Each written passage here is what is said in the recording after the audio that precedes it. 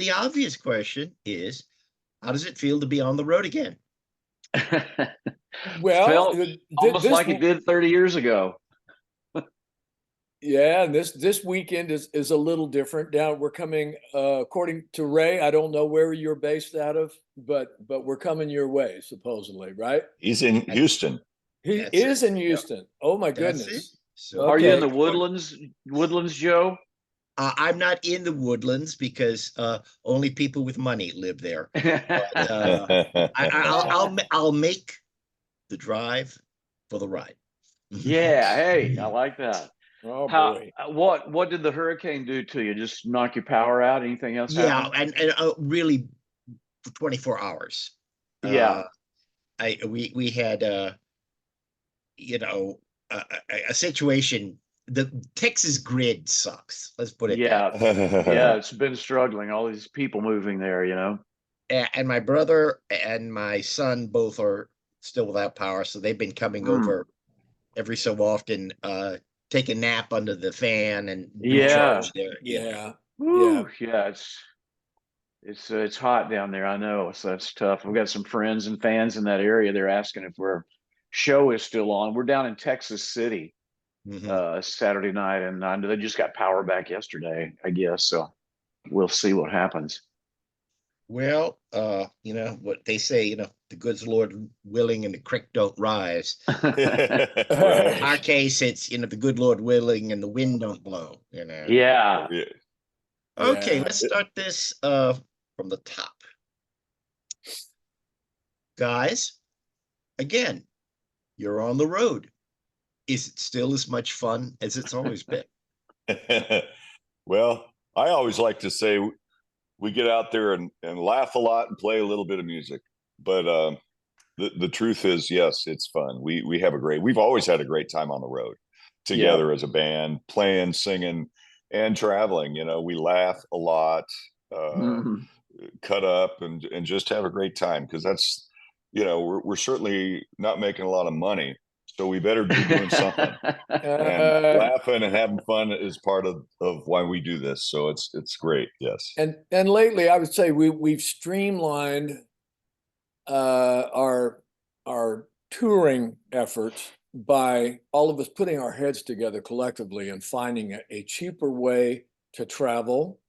We're now finding that we don't need a bus, but there's only 4 guys in the band. Mhm. We Mhm. do it all within ourselves, and we've got a really good crew of 2 guys. So we're covering a lot more efficiently. We're learning how to do that, and that's an important part, I think, of a lot of people touring out there now.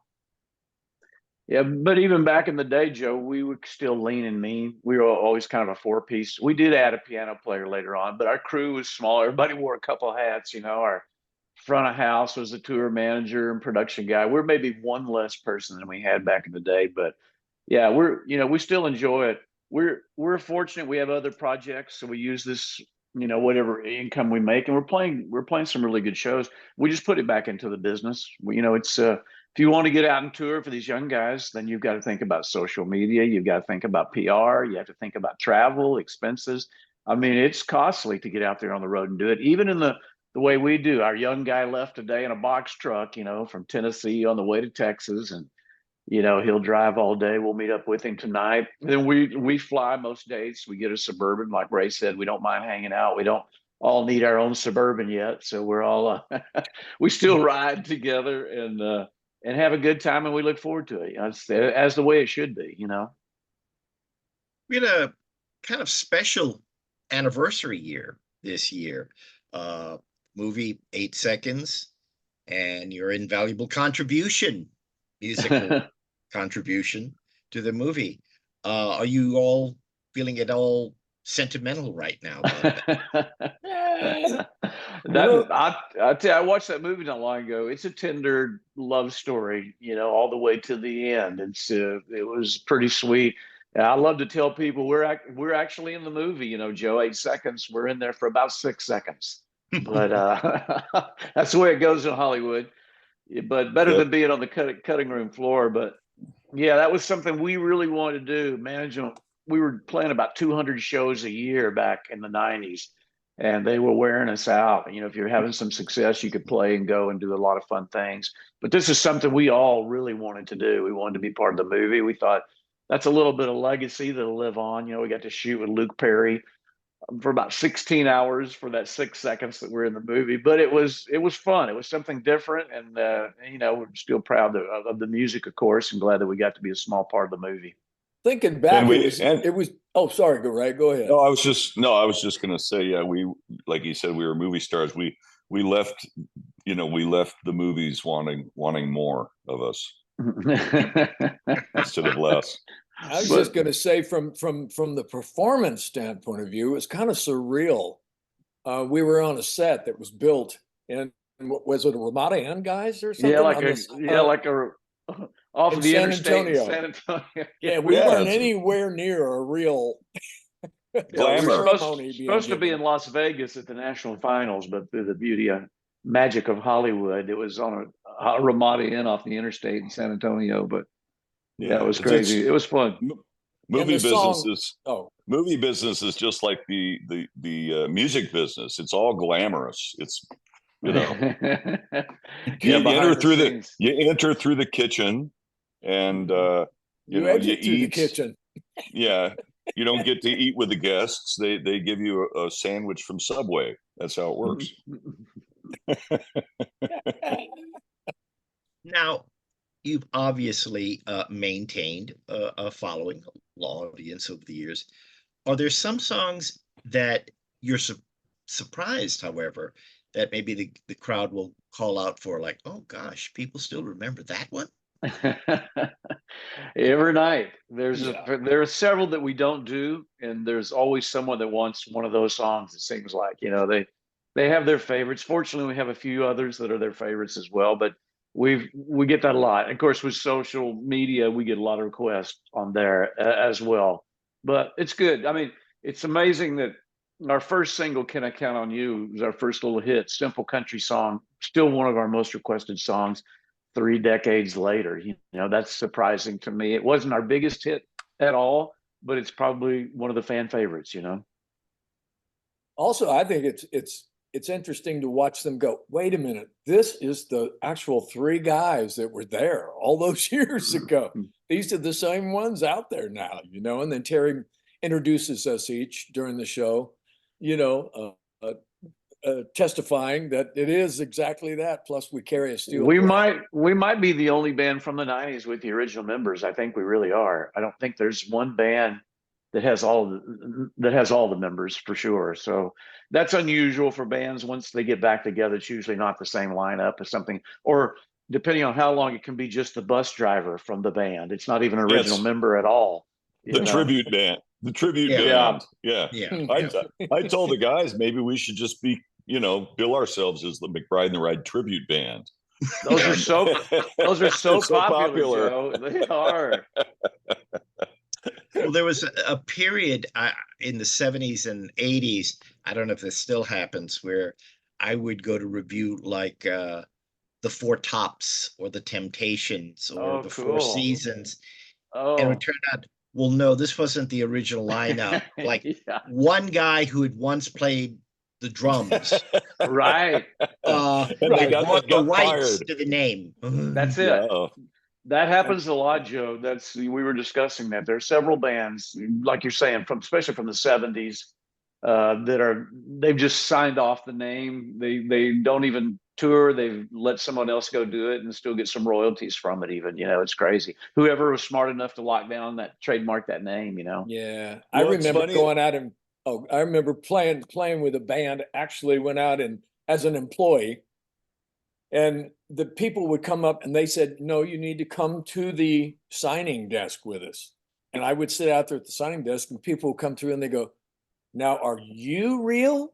No. They'd ask everybody along. And of course, you go, no, next guy. Next guy.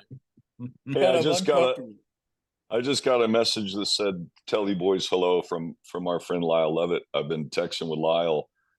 It's Francine Reed's birthday today, Joe. So we've been texting back and forth. I told him we're headed to Houston, and he told me to tell you boys hello just now in text. So wonderful, fellow Houston, person there. Just want to pass that along. Well, I hope they didn't get hurt by the hurricane. Yeah. Yeah. Are there nights when you're up there playing and you almost like look to each other and say, they're still coming to see this? How about that? Yeah, we're always amazed. I mean, we're still getting paid. Maybe not as much as Yeah. we'd like to, but we're still kind of sort of making a living at this.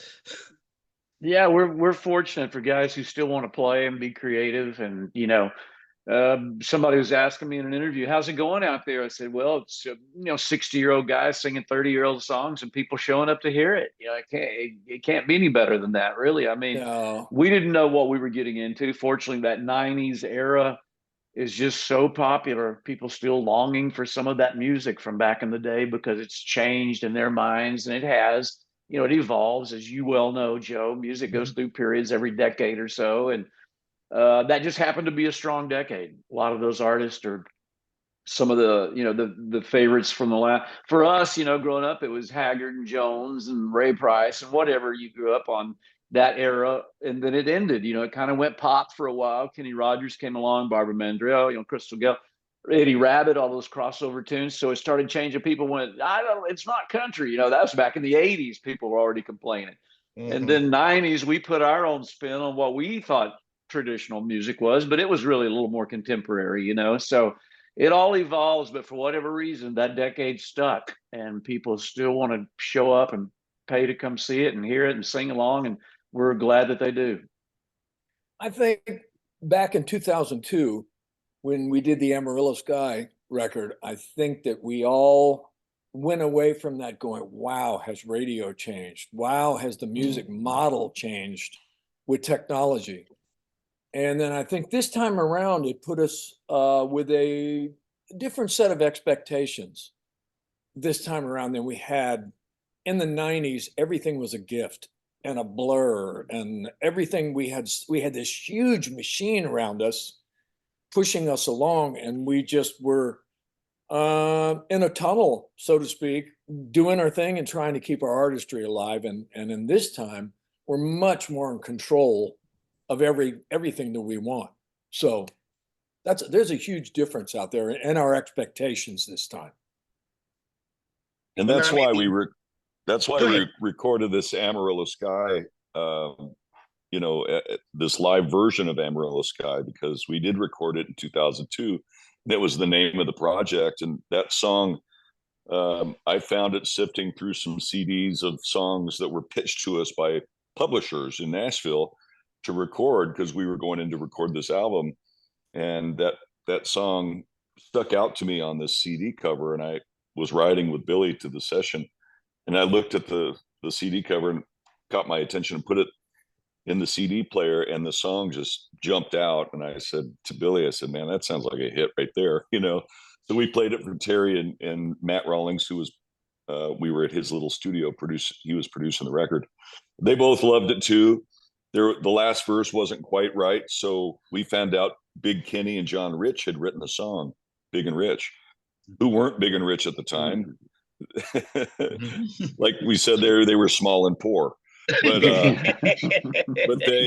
they came out and rewrote the last verse, and we thought it was going to be a hit for us. And the radio, like Billy was saying, the radio stations really didn't know what they were doing at that point yet. Everything was changing, and we had been gone for a while. They threw it out there. The record label didn't even throw Amarillo Sky out there, because I don't think they heard it as a hit like we did. But anyway, long story short, we decided that to put that song on this live record, because we always felt close to the song. We still do it live, even though Jason Aldean actually did make a hit out of it. He took our version, copied it almost to a T when they produced that version that he made a hit. And so lo and behold, it was a hit. It just wasn't a McBride The Ride hit at the time. So maybe this time around, people will hear that song and realize that, wow, these guys really do shine on that song, Amarillo Sky. But yes, it's changed a lot. And here, 20 years later after that record, like Billy said, the social media has changed everything for us. Well, you said CD. And I still have a CD player in my car. You'll have to take my CD player from my cold dead hands. Yeah, So, yeah. I agree. When you guys are driving around, you're on the road, what music do you listen to? Are there artists that you know, to the point where maybe one of you will keep playing it and the other one will go, okay, you know, could we play something else right now? Say, no, no, no, but listen to this. Yeah, I think when we now rent a Suburban, usually there's Mhm. 4 of us in that Suburban, and usually Terry is driving, and he usually has Sirius XM on, and we keep it Roadhouse. on Willie's Roadhouse. Yeah, That's one of my favorites for sure. I mean, and it yeah. takes us right there to our to most of our roots. It takes us right there, and some of us who are learning about the roots of country music. So Well, you're always continuing your education, you that's know. right. Uh, Last question, and I know this is going to sound like, you know, and who's your favorite child? Uh, but when you look at the artists who are charting today, uh, who do you think has who do you think have the sound like yours? Oh, Not hmm. many. Wow.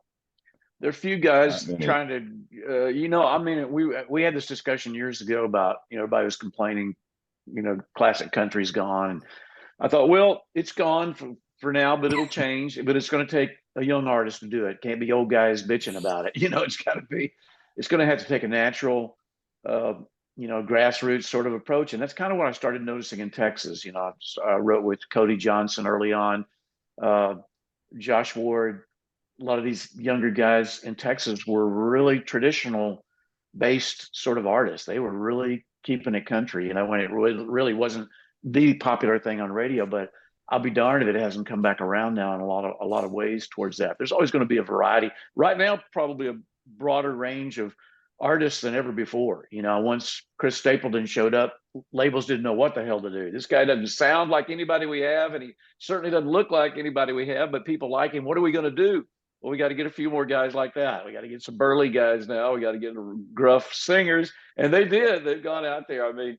There's some young guys like Luke Combs, who's on top of the world at the moment. He's a '90s loving kind of guy, and I can Yeah. see and hear a little I bit was of going to that mention him.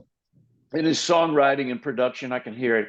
He likes a good steel guitar on the track still, and he likes to tell a story kind of like it used to be. And I can see that trending now a little bit because he's so popular. Other people are kind of jumping on that. I get a lot of calls these days where if some young guy wants a '90s song, and that's kind of where I'm at in my career now. It's like, hey, will you get with us and try to write? So I'll try. We'll just write a song. It might be '90s, who knows? But that's a very popular thing right now in Nashville for sure. And when we get together to write songs, Joe, it's, we're not necessarily trying to write any kind of song in particular other than something that will fit this band. Terry needs to be comfortable with the lead vocal. We want to make the harmonies really stand out in the choruses and here and there. And, 90s or 2000s or whatever it is, I think we just strive to write the best song we can. And if we record it, we're going to record it like we do, because we played and sang on these records, and we're still doing that. We played and sang on them when we were on a big label, and that's why McBride the Ride has a sound. It sounds like a band because it is a band. It's not studio musicians playing and singing on the records. So that sets us apart. I think really from the get go, because even back then there wasn't a lot of bands doing that. Desert Rose Band was, and we all loved them. And we grew up in an era, I think we all did pretty much, that there were so many bands that they all played and sang on their records, and then that morphed into the cookie cutter Nashville way of production. Get the song out there. They literally go in there with studio guys in a week and cut an album, and mix it and master it and throw it onto the radio. But these are studio guys playing, and then the singer, and then even sometimes the bands we're the studio musicians and studio singers, and then the bands are out there, reproducing that sound. But that's, that's what we've always done. It's always been the four of us, the three of We us especially. we kind of fought for that early on. I mean, that's the beauty of having a band. We can kind of tailor make these songs and sound that fits us instead of trying to sound like four or five other people want us to be like. I mean, that's the problem when you go in and cut a song, even as a demo, a writer. You have an idea, but you get 5, 6, 7 guys with their ideas. You're not sure where it might end up. Yeah. With us, we kind of have an idea what we want to sound like. So we cut through a lot of the fat, we get rid of all that. And then we're down to the lean, mean vocal harmony, powerful chorus, great melody. Hopefully, that's what we're shooting for. And we still are, we're not gearing and basing anything on radio anymore. We're just gearing and looking at the future, what we want to do. And then maybe somebody's going to like it. That'd be the big bonus, I think there's guys like we were talking, like your original question was the guys like maybe Luke Combs. I don't know. I would agree that he's kind of in that vein, that like that style of music we're talking about, but Chris Stapleton as well. I mean, the idea is that you can tell that Chris has been very instrumental, no pun intended, but he plays on it, he sings on it, and I'm sure he's very instrumental in orchestrating how that record's going to sound in a lot of ways. So that there's a similarity there. And there's a new kid out there, Zach Top. Do you know him, Joe? Zach, very traditional kid. He's kind of making a little bit of noise. He's one of those guys, very different, very traditional. He might make it or not just because he's sticking to his roots, but like guys like that, And this time around, it's been a very thought out. How can we make this efficient? And then how can we shape our sound slightly to make this efficient? We are not using keyboards. Just a little slight peppering of Hammond B3 on a couple of these records, but other than that, they're pretty dry. They are the three of us playing our instruments with a steel guitar player. And Ray does the solos and steel guitar does the solos. Once in a while, Terry does a bass line and I'll do a drum fill. But I mean, really, it's country music at its, so it's a solid portrayal of what we feel is country music of the 90s. Music we can take on the road and play and sound like us. We can go from the studio to the stage, and it's not a huge like, wow, it doesn't sound at all like the record, but we hope it sounds even better live. That's what we strive to do. We still can sing, we still can play, and we're still practicing all the time. And I tell people, I still do some songwriter. I still practice so much, like Ray was saying recently. It's like myself, I should be way better than I am, Joe, for the time I've put in. I mean, it's like I'm still practicing. I don't know why I'm not better. I mean, I'm okay. I'm good. When you think you're as good as you can get, then when you stop practicing is when you start declining. So that's probably so. Yeah, I'm still going, man, I know I'm better than this, but I still like to practice. This week I was trying picks. This pick that doesn't make me sound any better. I just paid $5 for a pick, Joe, a custom pick. And it doesn't make me sound any better like Ray. There it is. These V picks. I'm addicted to V picks now, and it still didn't make me a better player. So I'm writing them a letter when we get out of here, Joe. I'm sending them a nasty letter. Well, someone warned me a long time ago. If you love to do something, you will never think you're doing it good enough. Exactly. Yeah, well, that's cool. I feel better already, Joe. I'm glad we had this talk. I feel if you love what you do, you never work a day in your life, right? Well, that makes sense. That makes sense to me. Yeah. I'm still striving. I mean, I'm 65, but when you get up there, you still want to be good. You don't want to just phone it in because all of a sudden it's real. You're just in your prime, Terry. You're just hitting your peak. Snapper. I'm hanging in there, darn it. Well, thank you guys for the words. Look forward to seeing and, more important, hearing you pretty soon. And just keep on keeping on. Great, Joe. Thanks, Joe. We'll have your name at the door. Are you talking about Do-Si-Do? Oh, yes. Yeah, Oh, yes. Come on. We'll have you a front row seat waiting, and let us know if you want to bring a guest or two or whatever, your family might not have electricity by then. They might want to come Well, in and that's get in another there. thing. Oh no, we may have one or two more hurricanes, and good not, point. Oh my goodness. Hey, Yeah. the other great part about this band is we can do a great acoustic show. So it's We had to, yeah. If we lose power, there's still a We show. can in there still do somewhere. that. Yes. house concert. Yeah. Look forward to having you there, Joe. Thanks for having us on. Take care now. Bye. All Thank right. you. You too. Bye-bye. Bye-bye. Bye-bye.